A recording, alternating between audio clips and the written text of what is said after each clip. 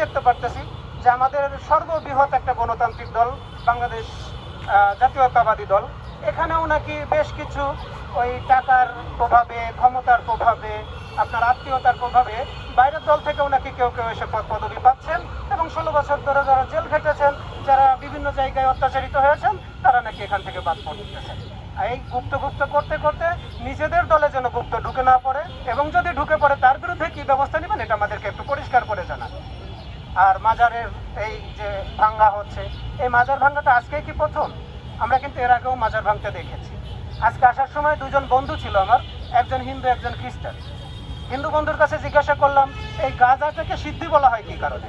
তো উনি বললো যে গাঁজাটা আসলে বাবা ভোলানাথ উনি সিদ্ধ করছিল। এখন ভোলানাথকে উনি হচ্ছে ব্রহ্মা বিষ্ণু মহেশ্বর। এখন ব্রহ্মা বিষ্ণু মহেশ্বর উনি কে? উনি নাকি পরমেশ্বর। তার মানে বোঝা গেল পরমেশ্বর গাঁজাটাকে সিদ্ধ করেছে, ওনাদের ধর্ম মতে খাওয়া যায়।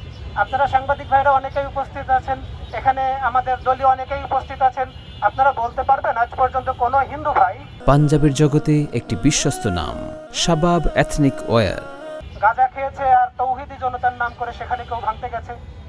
আমি তো শুনি নাই। আমার খ্রিস্টান বন্ধুর কাছে জিজ্ঞাসা করলাম এই গাঁজা সম্পর্কে আপনাদের ধর্মে কি বলে?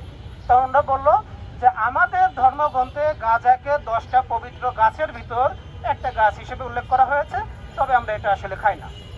যদি ওনারা খায়, আমরা কি কেউ কখনো ওই তাওহীদি জনতার নামে করে তাদেরকে কোনোদিন মারতে গিয়েছি? তাদের চার্চে ভাঙচুর করতে গিয়েছি? আমরা যাই নাই। দেখেন আজকে কি হচ্ছে, সত্যি কথাটা কেউ বলতেছে না। এই যে মাজারে ভাঙচুর হচ্ছে, কি কারণে ভাঙচুর হচ্ছে সেটাও কেউ বলতেছে না। দেখলাম যে একজন দাড়ি টুপি পাগড়ি সুন্দর আল্লাহর অলির মতো দেখা যায়, উনি আবার বলতেছে কি কই পতিতালয়ে তো এত অন্যায় হয়, আপনারা তো পতিতালয় ভাঙতে যান না। এই যে ঢাকা শহরে কতগুলো বার আছে, আপনারা তো বার ভাঙতে যান না। আমার মনে হয় যে ভাই আপনার একটু পতিতালয়ে একবার একটু যাওয়া উচিত। পতিতালয়ে চাকরির সুবাদে আমি বেশ কয়েকবার গিয়েছি, আমার কাছে যতটুকু মনে হয়েছে আজ পর্যন্ত পতিতালয়ে আমি ওয়াজ মাহফিল শুনি নাই, কুরআন শরীফকেও বাজিয়েছি এটা আমি শুনি নাই। এখন যদি পতিতালয় আপনি ভাঙচুর করতে যান, পতিতালয়ের মেয়েগুলো রাস্তায় এসে বের হয়ে আল্লাহ আকবার স্লোগান দিয়ে কখনোই প্রতিবাদ করবে না, কখনোই আপনার রাসূলের নাম নিয়ে কখনোই প্রতিবাদ করবে না। তার মানে বোঝা গেল যে ওদের একটা ঈমান আছে, মিনিমাম একটা ঈমান আছে, ওরা ধর্ম বিক্রি করে খায় না। ওদের একটা ঈমান আছে, ওরা কোনোভাবেই তাদের খরিদ্দারের সাথে, যেভাবে আমাদের কিছু আলেম সমাজ আছে যারা তাদের ওই যে কি থাকে মুরিদান থাকে, তাদেরকে ভুলভাল বুঝায়, ওরা এভাবে ভুলভাল বুঝায় না। আর থাকলো তো আপনার এই যে ঢাকা শহরে কিংবা বিভিন্ন জায়গায় বারের লাইসেন্স করা আছে, ঠিক আছে ভাই আপনি একটা লাইসেন্স করে নেন না, আপনি একটা লাইসেন্স করে নেন। মাজারে যেখানেই মাজার আছে সম্ভাবনা আছে যে ওখানে একজন আল্লাহর ওলি শুয়ে থাকতে পারেন, আমরা তো দেখি নাই, শুনেছি। এই সোনার ভিতরেও হতে পারে যে ওখানের একজন আল্লাহর ওলি শুয়ে থাকতে পারেন, কিন্তু আমাদেরকে একটা নিশ্চিত তথ্য দেন যিনি ওখানে শুয়ে আছেন উনিই আল্লাহর ওলি, নাকি যারা ওনার চারপাশে ঘিরে যায় গাঁজা খাচ্ছে ওরা আল্লাহর ওলি? এখন আল্লাহর ওলি তো একজন হবে, তাই না?